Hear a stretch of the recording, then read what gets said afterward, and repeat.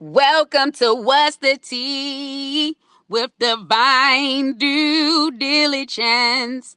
Thanking God for lessons learned through time and All right. experience. So today we're going to talk about prophetic meaning and psychological impact about the Lord's Prayer. Part 2. The Lord's Prayer is both a prophetic declaration. If you did not know, the Lord's Prayer is a prophetic declaration, speaking spiritual reality into existence, and a psychological repathing tool to reshaping the mind and emotional systems.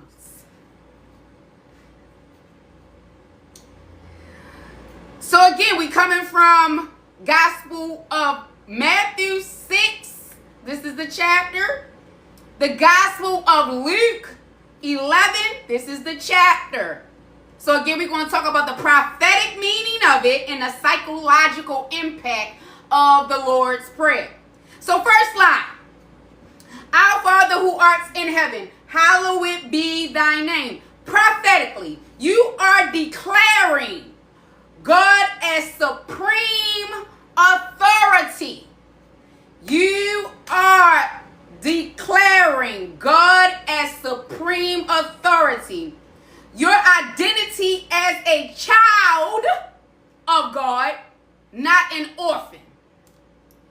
Heaven as the higher realm governing the earth. This is what you're declaring in the first line of the Lord's Prayer. Prophetically, this shift spiritually the atmosphere. The first line that you say is an opening for God to dwell in the place. It is giving him the authority to enter into the realm where you are located. It's giving him jurisdiction of understanding I need your presence in this room right now. You move from survival mode to sonship or daughterhood. I must say, this comes just from the first line, giving the authority over to God. You are now moving in the survival mode of sonship and daughterhood. It breaks down rejection, abandonment, and the identity of confusion just by stating the first line. Psychologically, from this first line, this line regards attachments. It regards attachments. If you are someone that struggles with fear of abandonment, hyper dependence, anxiety, this prayer rewires the nervous system towards secure attachments. The first line of the Lord's Prayer. So if you never knew how this Lord's Prayer worked, is giving God the authority to do whatever he so desires when you first open it up. And it's telling him to take control over these certain aspects of your life. It is saying, I am not alone. I belong. First line. That stabilizes the mind before anything else is addressed. Second line. Thine kingdom come, thine will be done on earth as it is in heaven. Prophetically, this is governing language. You are inviting divine order into chaos. You're calling heaven's system into earthly reality.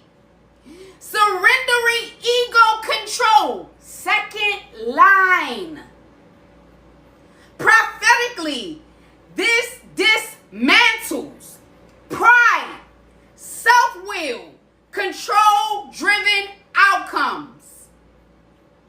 It invites divine alignment over these 4 things: your family, career, decisions, and nation. Psychologically, second line, control is often a trauma response. This comes from the second line. It's a fear base. It's rooted in unpredictable trauma. This line reduces cognitive overload. Instead of I must manage everything, it becomes I will align with what is higher and wiser. This lowers stress hormones and improves clarity. Third line, give us this day our daily bread. Prophetically, it's declaring. Whew, got to download.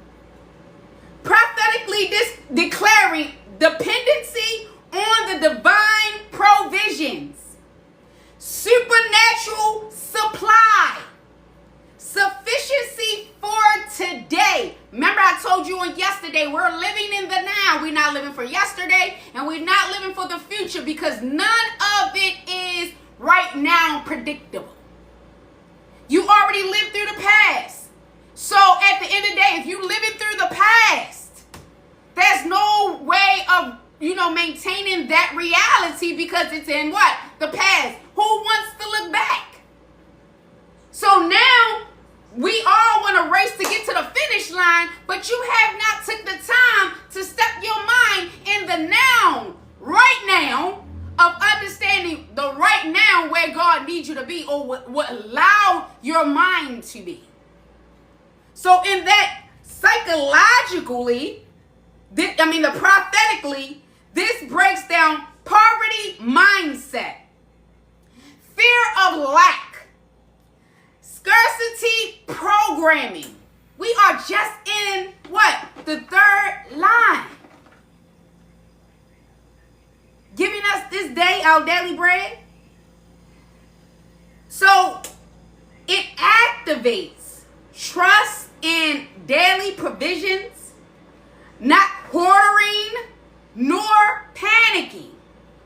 The psychological point of this is anxiety lives in the future.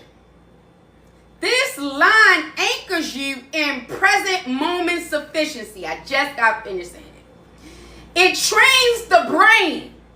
Focus on manageable daily goals, reducing chaos thinking, catastrophically thinking, increasing gratitude practices. It shifts from what if tomorrow collapses to what is enough for today. This strengthens emotional resilience. Who don't want to be resilient in this day and time? Because I know I did.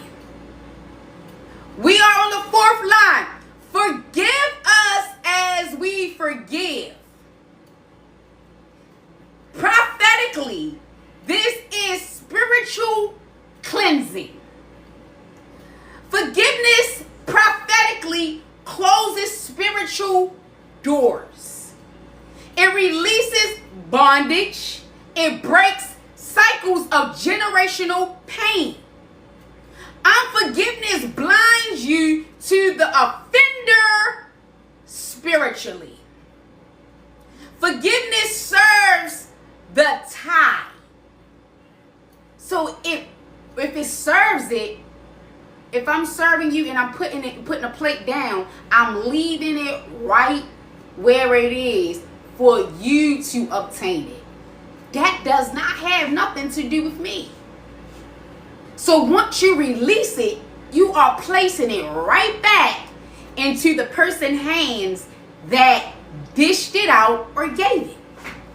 However means you want to put it.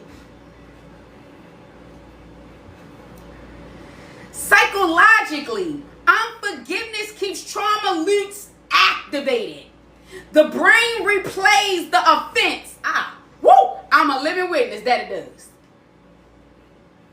If you never forgives, the mind goes in a loop just seeing somebody else go through it. Or recognizing that somebody has already went through the same thing that you went through, but it brings the replay back over. Oh my gosh, that happened to me. Oh God. And this and that and that and this. But if you find in your mind that forgiveness is something of a release to you, that you don't dwell on it, that you move in a proper manner for it, you will find that it's much easier to forgive. I'm not going to tell you to forget it. I don't. So why would I tell you to forget it? But I'm here to tell you that forgiveness is everything, because it clears your mind and space for reproduction of what God needs to do in your mind, body, soul, and spirit. Remember, if you have unforgiveness that lies in you, it tarnishes the reproduction of what God is trying to bring within you. You already have it full, so there's no way that God can continuously fill you up on top of that mess. So if you release it and you give it over to Him, that means you spilled the cup. I spilled the cup. Now I can be full again with something that's effective for my life than dwelling on something that I can't handle anyway. Let's make it make sense.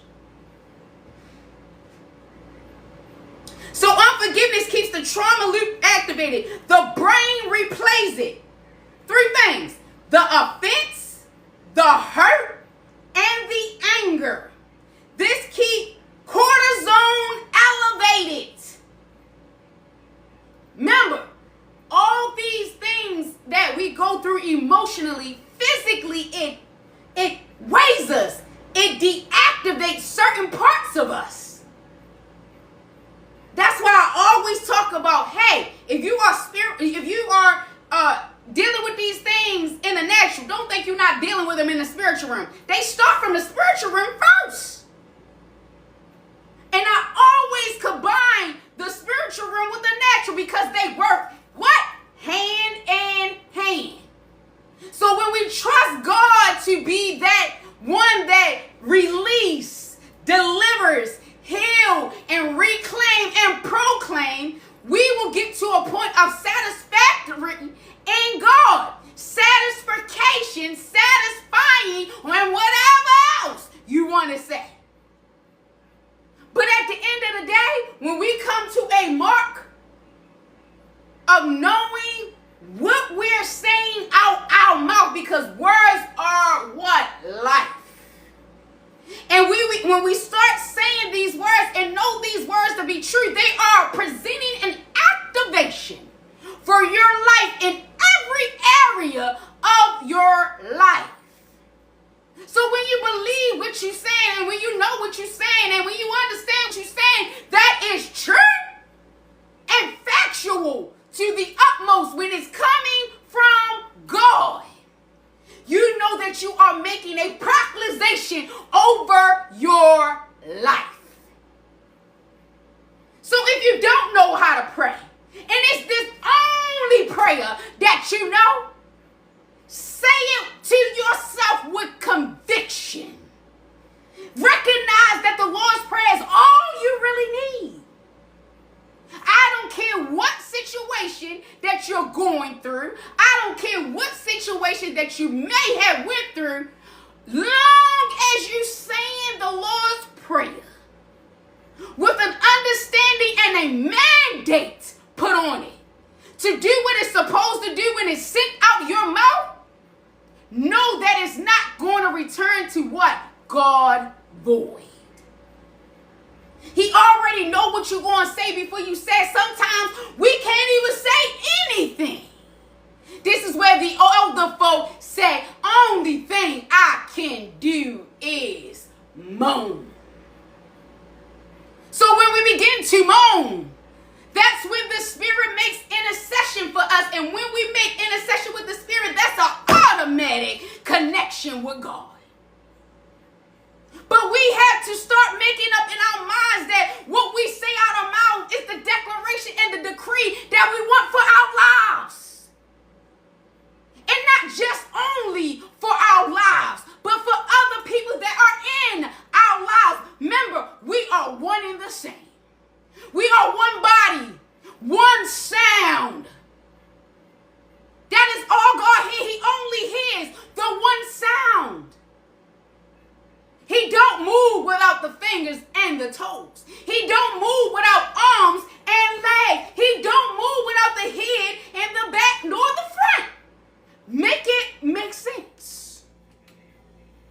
We recognize that we live not what just by what we do or what people say or may think, but when we speak a thing, so shall it be. But when you say the Lord's Prayer and you don't have nothing behind it, just know it's not giving the acclamation or really the understanding of what you're seeking God for. You got to know what you're saying out your mouth before you say it. Because you don't know what type of word will bring life, and you don't know what type of word will bring death. So when you acclimate the Lord's Prayer, remember, it's a prophetic declaration. It's prophetic. So when it's prophetic, God automatically hears. Because we are messengers. So if he put a prophetic message, he's automatically going to hear it. He automatically understands it. But you got to know it got to be said with a declaration, authority. Remember, the first line gives an automatic authority. So it's how you say it.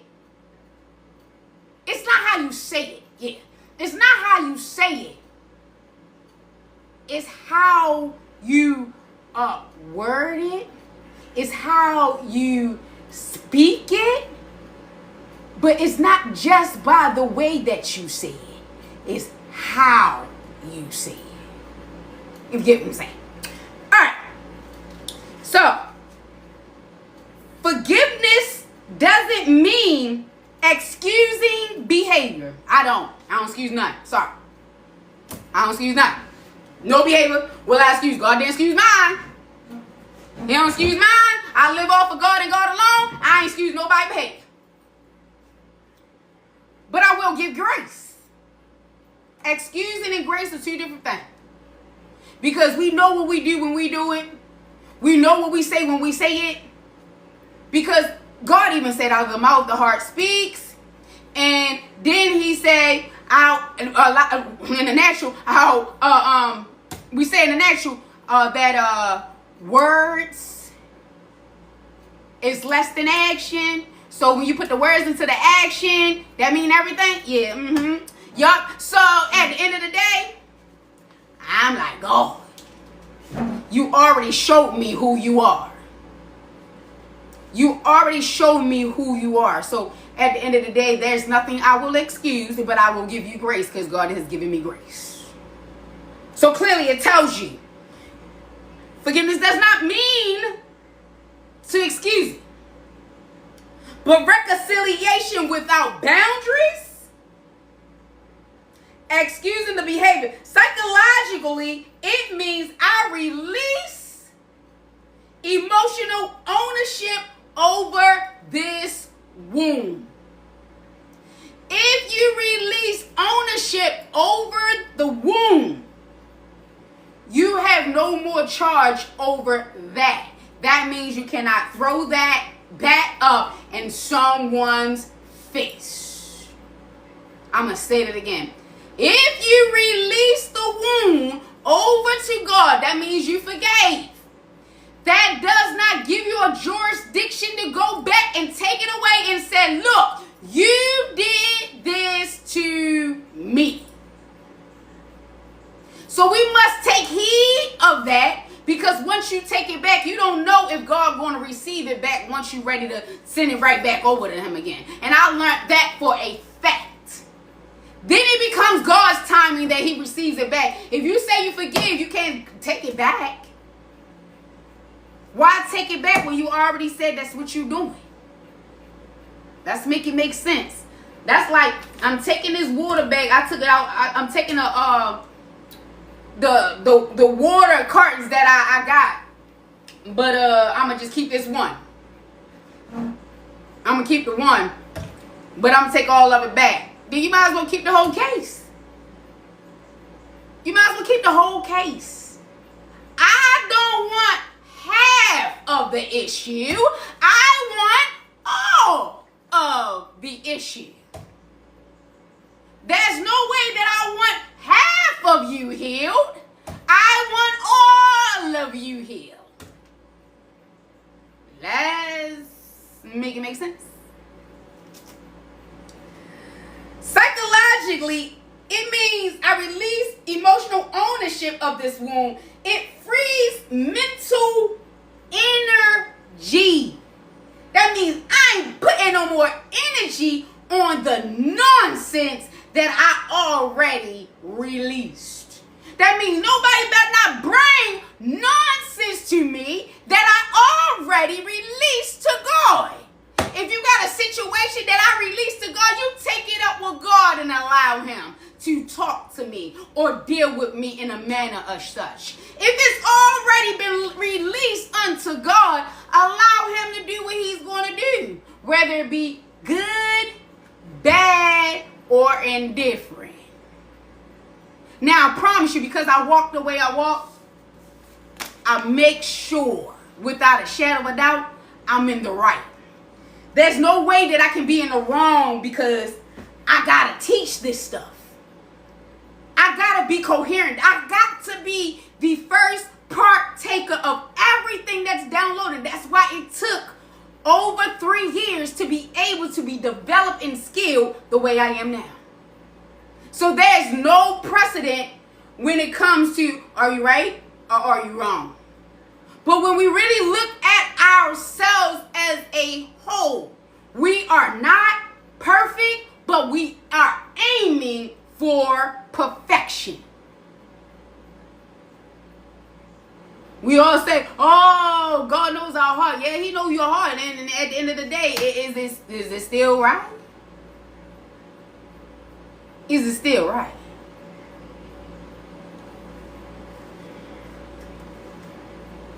So the 5th line, lead us not into temptation, but deliver us from evil. The propheticness of this is warfare language. I'm telling you, everything you need is in the Lord's Prayer. This sentence right here is warfare language. You are asking for divine guidance, protection from spiritual traps, escaping from destructional cycles.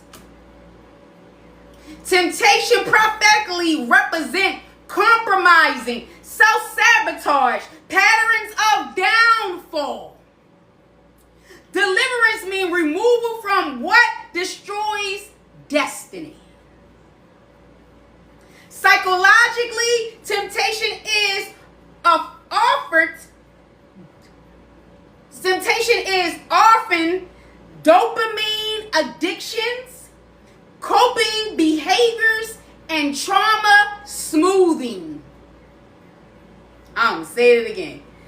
Psychologically, temptations is often dopamine addictions, coping behaviors, trauma soothing, trauma smoothing. This line increased self-awareness, impulse control, boundary setting behavior. So like I told you yesterday, if somebody tell you you're not supposed to have a boundary, tell them you are a liar.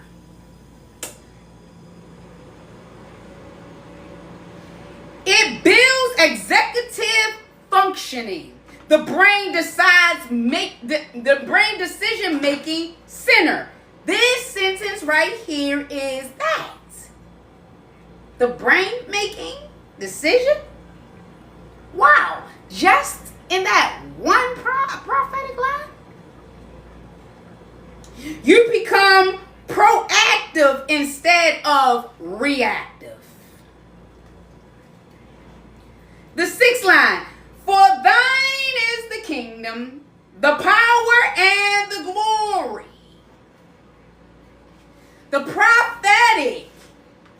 You seal the prayer in authority. This is your declaration. God has the final say. Power belongs to him. Glory does not belong to your ego. I'm going to say it again. The declaration is sealed. It's God's final say. Power belongs to him. Glory does not belong to your ego. Prophetically, this shifts victim mentality, powerlessness, fear-based thinking. You exit the prayer in confidence. So just randomly saying it, just randomly saying it, I don't know. Because now you're finding out that every line is dealing with different circumstances, different areas. And if you're not ready for what God is trying to do in your life, you are just saying it to be saying it. Remember, everything you take to God in prayer, there is a consequence. So, you know how preachers get up there and preach, but they go haywire the day before or the day after because they just got hit. That's what using this prayer does. That's exactly what it does. You get hit with something that you was not ready for. So this is why I say, make sure you put the declaration on a command on it. You state the authority that you're giving over to God, not just lamely saying it.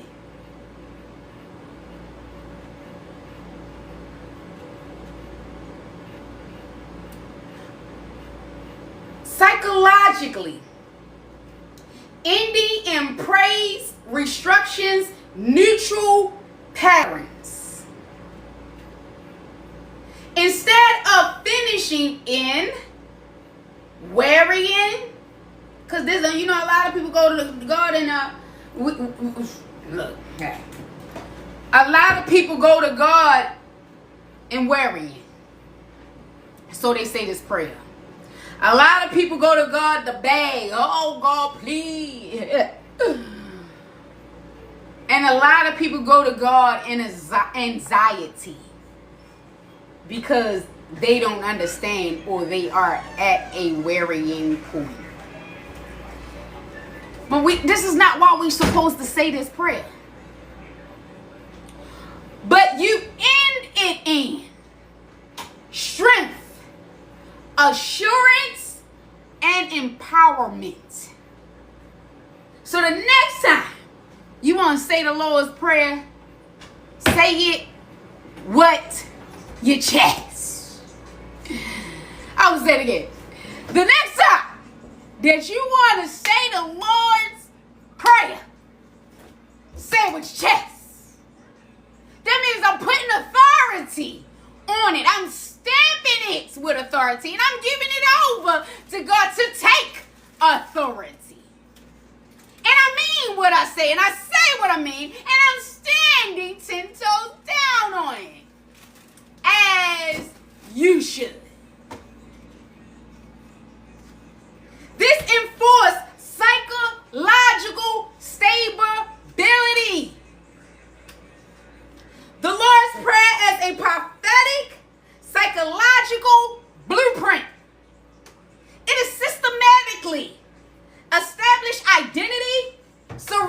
control, builds present trust. Tap the screen if you know what I mean. Just tap the screen if you know what I mean.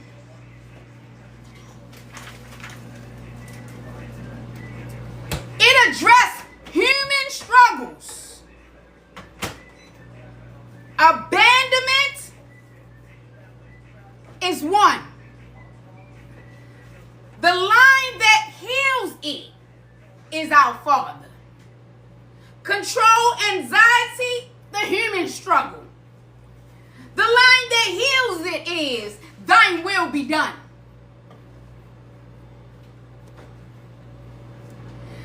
The scarcity fear, that's the human struggle. The line that heals that is daily bread.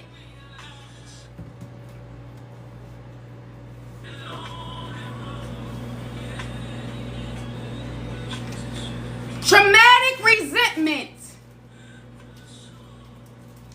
forgiveness is the line that heals it. Addiction and self-sabotage, lead us not into temptation is the line that delivers us. Powerlessness, the human struggle. Line that heals it, thine is the power. Deep insight. Make sure you tap the screen if you know what I'm talking about. Just tap it. Deeper insight. The Lord's Prayer is not just devotional. It is neutral. It regulates the nervous system, rewires attachment of wounds, disconstructive traumatic patterns, build discipline thinking, restores emotional sovereignty. Prophetically, it aligns you with heaven. Heaven belongs to you. Heaven belongs to you. Psychologically, it stabilizes the mind. It is both spiritual alignment and cognitive reconstruction.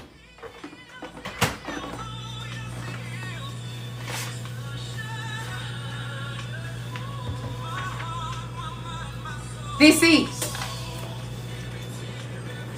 our Father, who art in heaven. Hallowed be thy name. Thy kingdom come. Thine will be done. On earth as it is in heaven. Give us, Lord God, this day our daily bread. Forgive us of our trespasses as we forgive those who trespass against us. Lead us not into temptation, but deliver us from evil.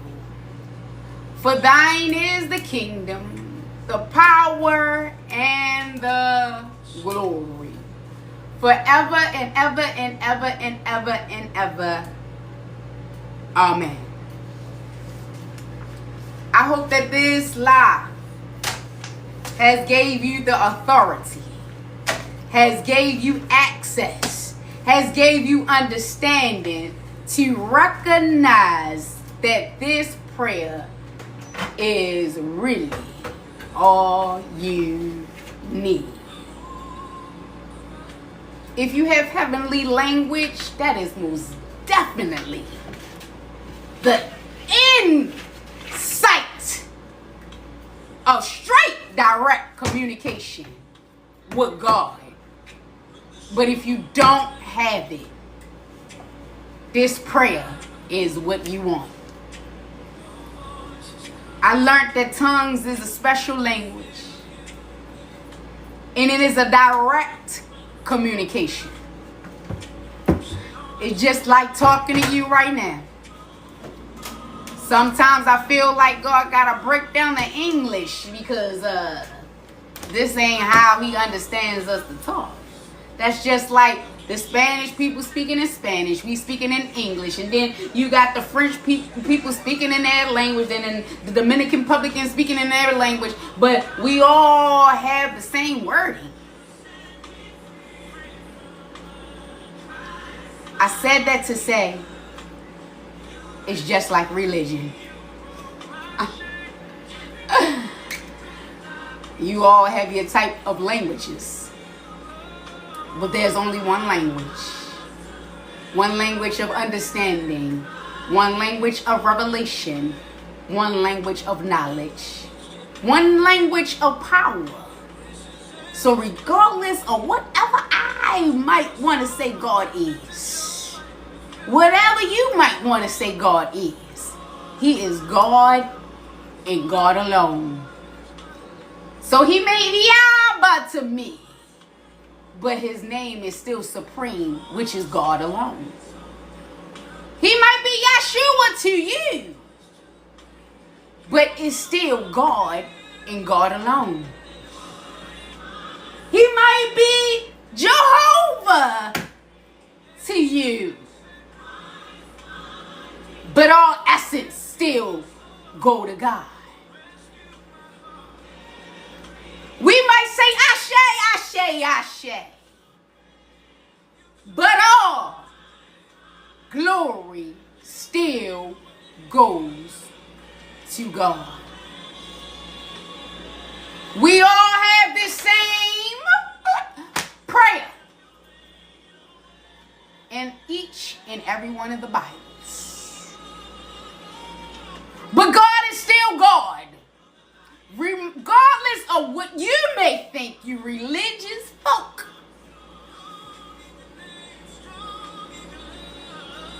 Stop thinking that your religion is well off than someone else's. Because God is just God by himself. You might find that a Jehovah's Witness may just have more than your apostolic. But does that change the God in you? Or does it change the God in them? I don't think so. Better yet, I can tell you, I know so. If you not have came on here with the VIP guests, you might want to come on here when they come on here. Because all of them don't have the same religion. And I associate with every last one of them. And guess what? Every last one of them are able to unpack something from God. Whether they call him Spirit, whether they call him God, whether they call him Yeshua, Jehovah, whomever. So if you are religious, you just might find yourself being left behind. This is where the left behind comes from. It's not about what you think, but it's about what it is. So you have to really dissect your own personal walk with God. And then you really have to understand and unpack it. Is it true? Because I find that the religious folks is the one that's doing it all. Sleeping around, drinking, smoking, anything under the sun that God said in his word wasn't supposed to be done. But if I unpack it to such, and I find that, this person over here calls him Spirit, you will see them eating healthy. You will see them eating solids and fish, and it's about the well-being of the mind, body, soul, and spirit, not what you may think it should be. I find them living a whole and prosperous life. You want to know why they're wealthy? You want to know why they're rich? You want to know why they are being sustained? Because they're living in alignment. They're living in accuracy. But because people are so religious and they think that their religious system is based on the truth, you might want to think again. You might want to just pull up an internet and research it. I promise you that's what it's here for. It's not to be taking over our minds, because we still have them. In God we live and move and have our being. If he lives in us, we still have them. But if you trust in God, he will send you the knowledge and understanding of it all. But he's not going to give you mysteries, because you got to be a little pure for that. I had to recognize that myself. This is why he say live abstinence. Live celibate. Be a virgin. People think it's okay. It's a sacrifice. It's for you to be made whole. In your mind, in your body, and soul. It all is making you in a completion. But if you have something out of whack, you can never be complete. Whether it's your mind going berserk, whether it's your heart in chaos, whether it's your spirit don't know if I'm here, there, or everywhere, or whether it's your soul wanting to belong. So if we trust God, and I mean God, the omnipresent presence, this is why the word of God said he's omnipresent.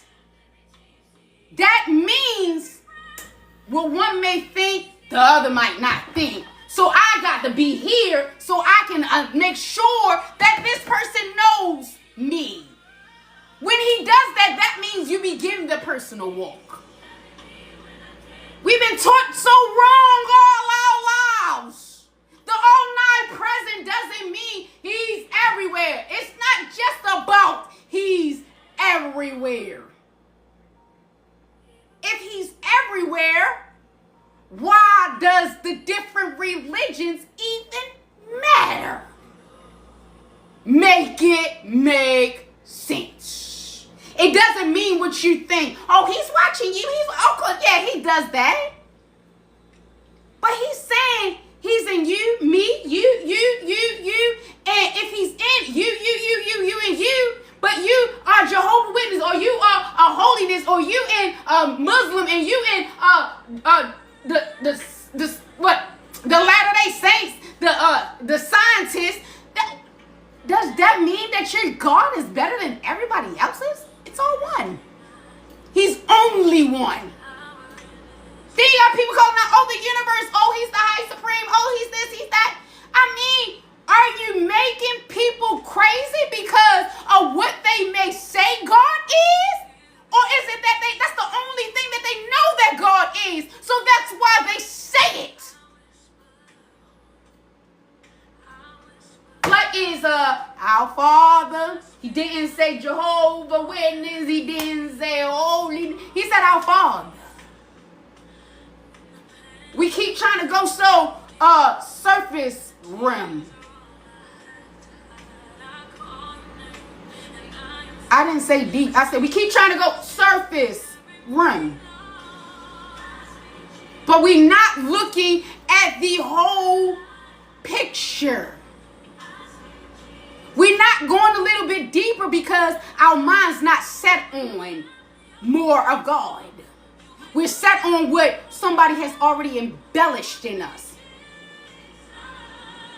We set on what we've been taught from baby because that person was taught that, and then the person that taught you, that person was taught that. But when you start to get a personal walk, you'll know that that's not true. Because your personal walk is different from the one that taught you, and then the one that taught them, and then the one that taught them. When it's personal, it's a you and God thing. And I promise you, it's easy. He said the burdens he make easy, and the yoke is light. How is it that you say that?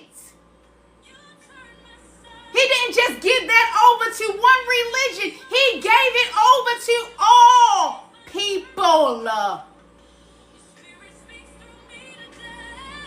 But we make God out to be whomever because of the belief system. I challenge you to really try God for yourself. My glasses keep falling down. But try God. Try God for your understanding and yourself.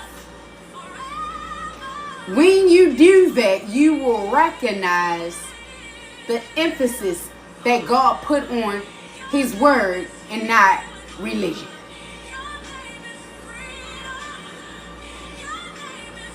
All of it came from the Bible. Whether it be NIV, English, King James, translated versions, whomever, banned versions, it's all in it, same. But we gotta recognize that religion that been installed in us years and years and years and years and years. If you read in the Bible, you will find these words. Ancestors. I'm laughing because it's crazy.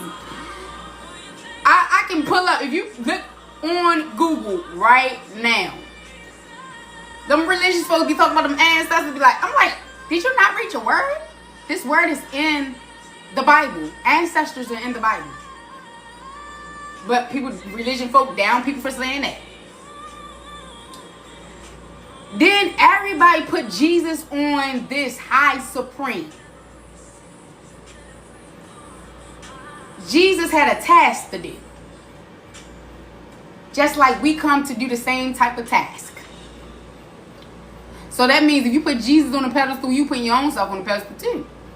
Because it's up to you to make that same sacrifice. We are all here on earth to do the same exact thing that Jesus did. We ain't going to no cross, but every time we go through a lesson, that is the cross. That is the cross. Cross is not literally as though what happened in that day and time. We live in a different day and time, so it's never going to be the same. Remember, every lesson is never the same. But I promise you, every time you go through something painful, that is your cross to bear. Make it make sense now. Jesus hurt on that cross. When you go through pain, suffering from somebody else, isn't that a cross to bear? So we look at things as surface, but we don't go deeper to even find out the real information, the real. So I'm here. I'm that one to break that barrier. So I found out that you see how Jesus walk alone? This how you know it's real. I promise you. This is how you know that I'm real. I walk alone. I'm a loner. Anybody that's a loner, look at Jesus' life. Look at his life, and you will find, and look at someone else's life, compare it. Y'all do that anyway with your own life and somebody else's life if you're jealous. Compare it. If you are a loner, and you experienced a lot in your life, I mean from childhood all the way up, you know who you are. Remember, the Bible says you entertain angels unaware. There is a reason. I remember one day last year, I'm going to say this and I'm going to get off of here. I put on TikTok, I believe. Yeah, it was TikTok or even Facebook. That I fell down the step, but this guy just came out of the blue of nowhere, and relieved my fall. I found out that there are really earth angels. We're going to unpack that on a deep note, because you don't even know if you're around an angel. We're called earth angels. When they come in your life and then they disappear, and then they come in your life and then they disappear again, that's an earth angel. We only disappear when we serve no purpose in a person's life anymore. That's when we disappear. You gotta look up your bloodline. How you do that? You go back, you use the Bible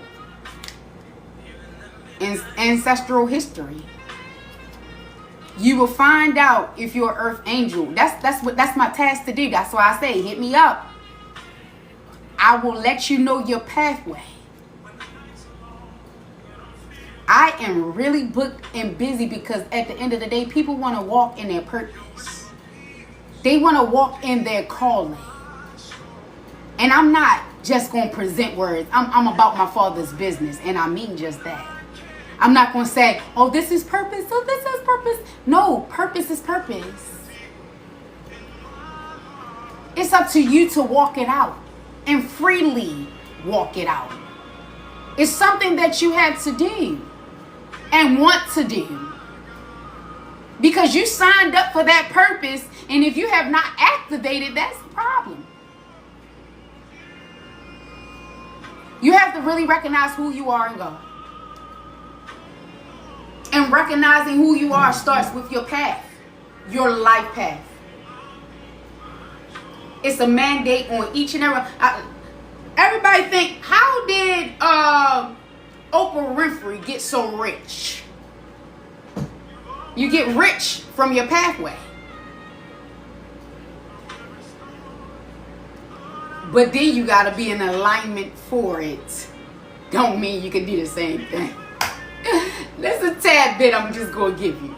You can't do the same thing that you are doing, were doing. There are different ways and antidotes that you have to, you really have to sit down and understand your life from.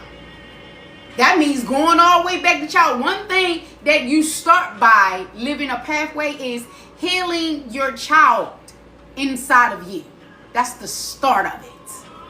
Whatever was hurt, tarnished, or broken. If you got to go back to people that's still living to find out why they hurt you, that's what I did. Then do that. You have to heal your inner child before you can do anything or even be in alignment. You will never be in alignment if you never healed your inner child that was wounded, scarred, or destroyed, or traumatized. But that's another story for another day. But just know, we just unpacked the Lord's Prayer in every aspect. So if you was on yesterday, kudos for you. If you on today, you got a sneak peek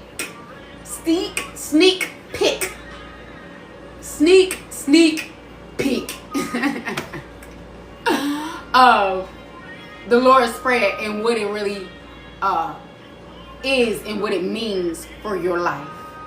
But until next time, this is Divine Due Diligence signing off.